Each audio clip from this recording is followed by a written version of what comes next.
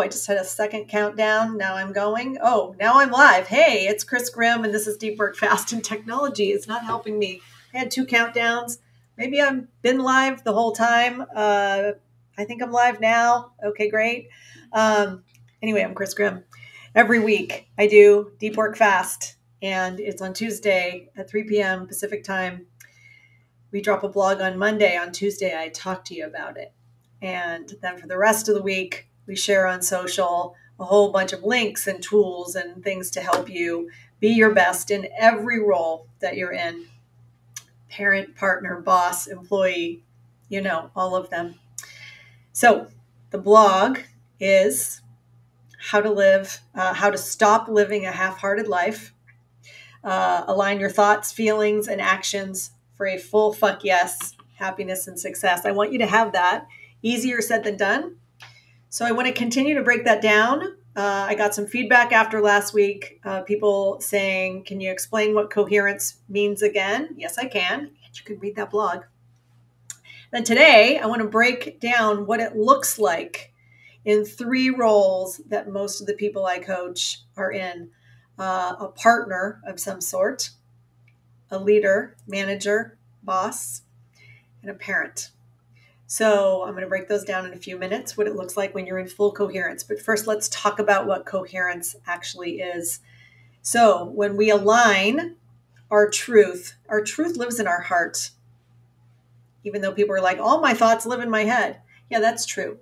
But your body, specifically your heart, is where you carry your deepest truths and knowing.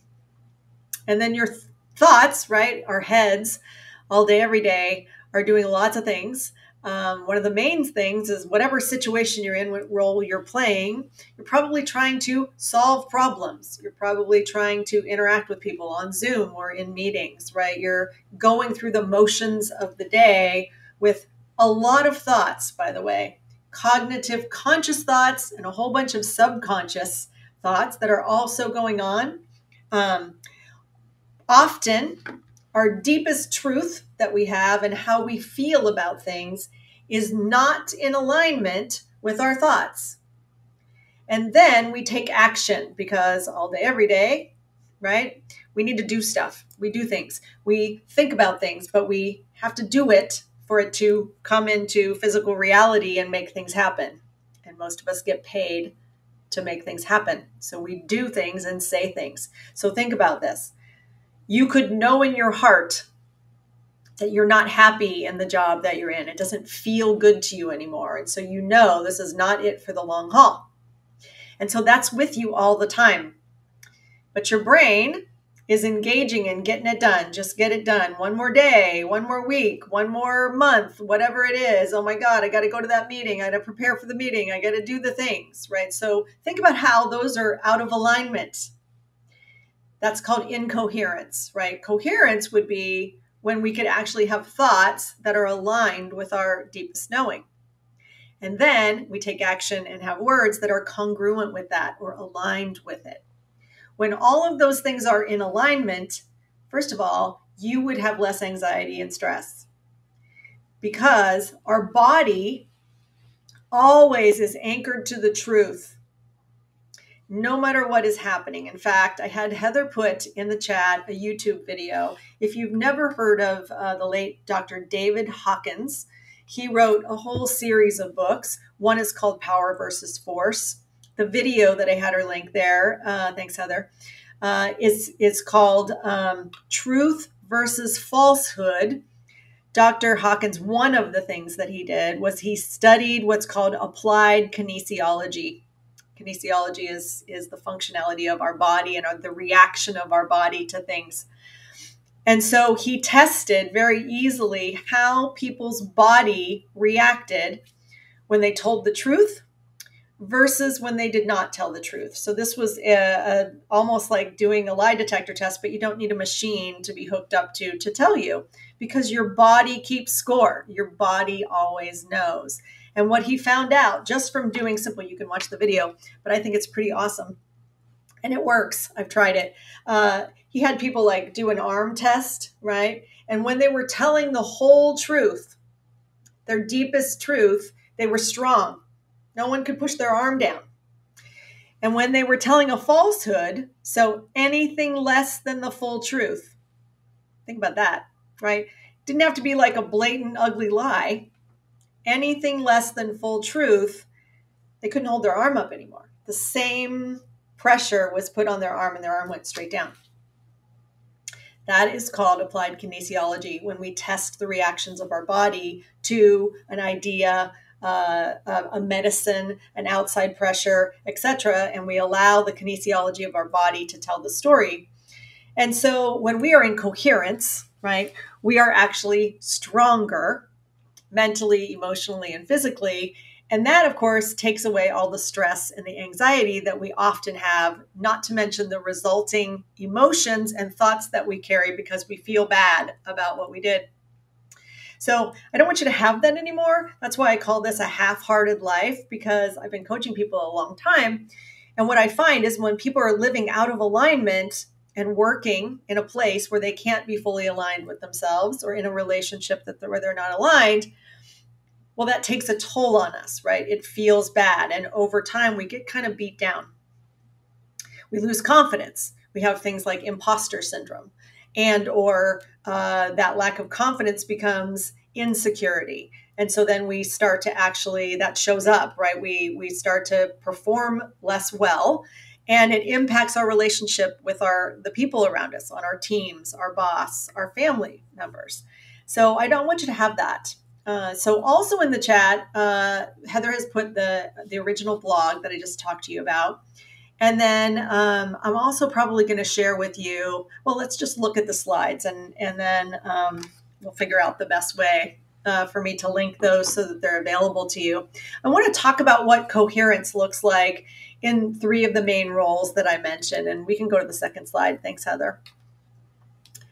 Like I said, I mentioned the 3 main roles that I wanted to talk with you about today, because it's the one that I ended up talking with people about the most after we dropped the blog, because they wanted to say, okay, what would it look like? Okay, well, let's talk about them. And you can see hopefully on the screen a slide that has 3 columns in a table.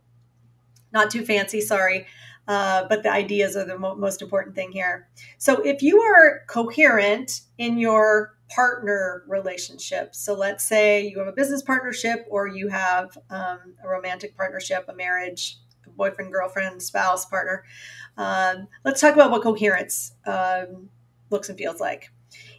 At the basic level, it is when your actions and your words, both, and your mood, your vibe, and your feelings are in alignment. Thoughts, feelings, actions, words, vibe, and feelings, all in alignment.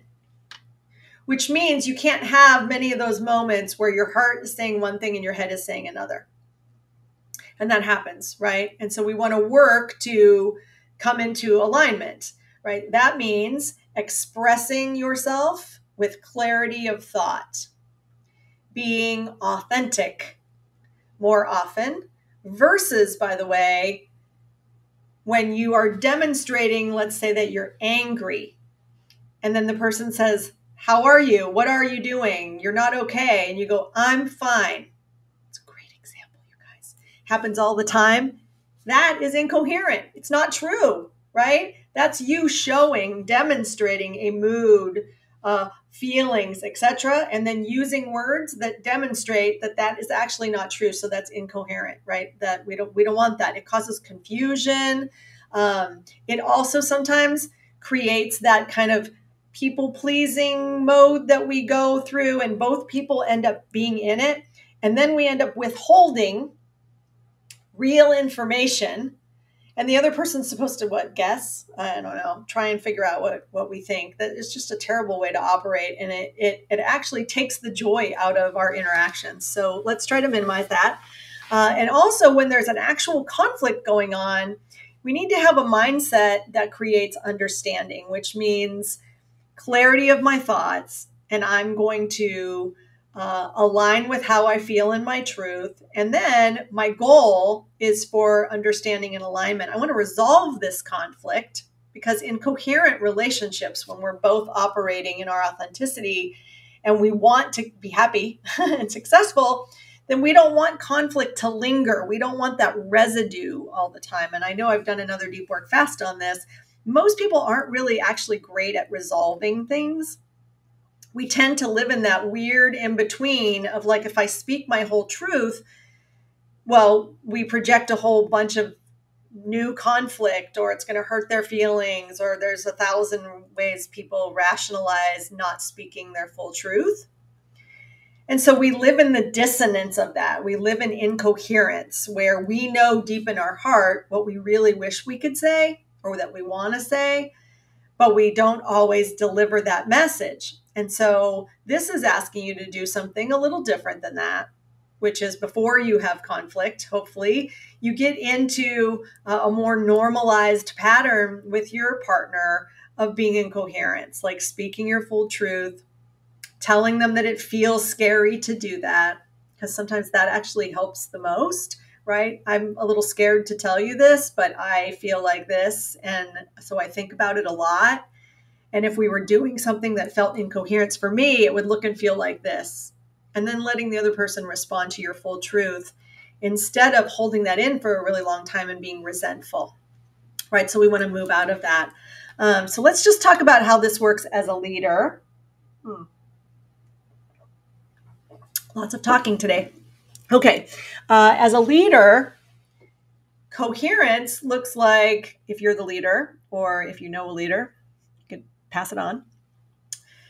When our thoughts are in alignment, and leadership thoughts often have complexity to them. Think about this. If you're people's boss, you may know information you can't share. There might be politics in the organization and realities that you don't want to pass on to your team. And because you're withholding that and then telling them what to do, sometimes what you're telling them to do, well, maybe you don't want to, or for political pressures, et cetera, that are happening, it's creating internal conflict for you, but you're trying to deliver the message like a good soldier, right? A lot of people do this. In fact, I've coached a lot of people who have been in these situations, and sometimes we have to talk through, how can I be authentic? How can I tell my people the truth? I want them to trust me. I want my team environment to feel safe. But sometimes I have to deliver a message to people, and I don't even like it. So you have to start to learn how to resolve those issues, all of those competing issues in your head and your heart before you speak, before you take action. And sometimes you have to create new norms, by the way, on your team around transparency, being forthright with people about what you can share and what you can't share, and being transparent in your communication and why you're making decisions the way you're making them. Not always blaming, by the way. So what I'm not advocating for is what many people do, which is they blame the big bosses. Like, well, I don't really want to tell you this, and I don't want to make you do these things, but they're making me do that. That's not what we're looking for, right? So what I'm looking for you is you getting great at speaking your truth in all of those forums. So speak your truth to the big boss. Feels dangerous, doesn't it? That's why people don't do it. But I can help you do that. And actually, you can do it if you practice speaking full truth. Like, this doesn't feel right. Here's the data to prove that. Here's what I'd rather do instead. I'm going to align my team to help do that. Now, it takes a little bit more work to do what I am suggesting. But I promise you it's worth it because, again, on the inside of you, the stress, the anxiety, and the misalignment inside yourself is going to be less, which means on the outside, you're going to be more effective. You're going to be more confident, and everyone's going to witness that. And people are more willing, think about it, to listen to people who they believe know what they're talking about. And when they can feel that you're telling the truth and that what you say and do is in alignment, right? When it's out of alignment too often, people don't trust you. You don't feel safe to them. And you all know what I'm talking about. You probably experience it with the other people around you, right? We're walking around constantly bumping up against other people and either their coherent energy or the lack of that, right? And it feels bad. And it forces us to then constantly ask ourselves, do I trust that person or not, right? And trust happens on all different levels. So The last role I want to talk about is the role of parent. And some of this is also appropriate for leaders. So you can kind of cross apply these concepts. But as parents, oftentimes what we've all heard for many, many years, right? Do as I say, not as I do. That's a terrible philosophy. Who decided that was a good idea? Because what we teach our children, right, when we are saying one thing to them, but we don't really believe it, and we're not actually doing it, right? They're watching us. The kids completely pick up and know everything. And by the way, so do your employees. That's why I said you can cross-reference this, because most people are actually paying more attention when we are out of alignment than when we're in alignment, right? Because everyone's kind of, we're run by that part of our brain that runs fight or flight. So we're always scanning the environments for threats. And any indication in someone's voice, in their action, in an actual word, or in the absence of a word, it gets people's attention, and it definitely gets children's attention. So I just want to go back to the parenting point and make this, kind of emphasize this for you, right? If you value kindness, for instance, and you want your children to have integrity and be kind, then you actually have to demonstrate those qualities. And I'm not saying this to be like master the totally obvious here. Like, I want to get with you on what's real when we are even slightly out of coherence, right? When our thoughts and our feelings and our actions and our words are all aligned, it sends a very strong message, first to ourselves, right? It feels good, it feels right. But to the people around us, specifically children, they get it. And when we do that consistently, it now role models behavior that they know is, they know it's the way, right? They don't need to question it. They don't need to say, well, wait, they told me not to drive fast, yet every time we're in the car, Dad drives really, really fast. That's the least of it, right? We all do it all the time because we're human. And so unless we're intentional, it's really easy to be out of alignment. Let's look at my second example, because it's a big one. Like, I coach people, so I hear stories all the time, and I hear stories of adults, all of you, telling me that you want your children, for instance, and your employees to stop participating in drama, stop creating drama. I don't like when people lie to me. I don't like secrets. I don't like hiding things. I don't want hidden agendas. And yet that same person will actually do all of those things. Now, I get paid to sometimes hold up the mirror to each and every one of you to say, wait a minute, time out. I thought you said you don't want that. Well, if you don't want that, you actually have to follow the same rules. And sometimes it's overt, right? And it's big, but oftentimes it's very subtle, which is why we need to be intentional and create coherence in a really intentional way. And so, Heather, if you could just go to the next slide. The thought I want to leave everybody with today is normalizing truth. So this is a great place to start. You don't have to do a lot of things. Really, I just want you to do one big thing. And that is make it a standard for yourself and for the people around you to create safety, to speak truth. Now, that means we have to have ground rules or an agreement that when someone speaks their truth and it's not what we want to hear, that we're not going to punish them for that, that we're not going to create more dissonance and or react so badly to it that it sends a message to people that we would rather them be in incoherence. Because think about how we do that, right? When we say, tell me the truth, and then someone tells us the truth, the whole truth and nothing but the truth, we don't want to hear it. And then we either overtly or subtly retaliate or punish or make them feel bad for that truth. Well, next time they're not telling you the truth. Hence the reason we are all used to living out of alignment with ourselves. We have lots of feelings and truths that we don't let come out. In fact, often we act the opposite. We say and do things to please the other people instead of living our truth. So I want you to normalize truth. Make it normal for you to tell the truth so that you can role model that for your team, your children, your partner, etc., and normalize that truth can be heard, truth can be spoken, truth can be heard. And no matter what, we can work it out, right? We don't have to agree all the time. And then we will have more happy, successful people living the life we really want. Okay, I reached my time. This was big. I know this topic is meaty and important and might actually trigger you a little bit. So go back and read that blog if you haven't already. It's worth the 7 minutes.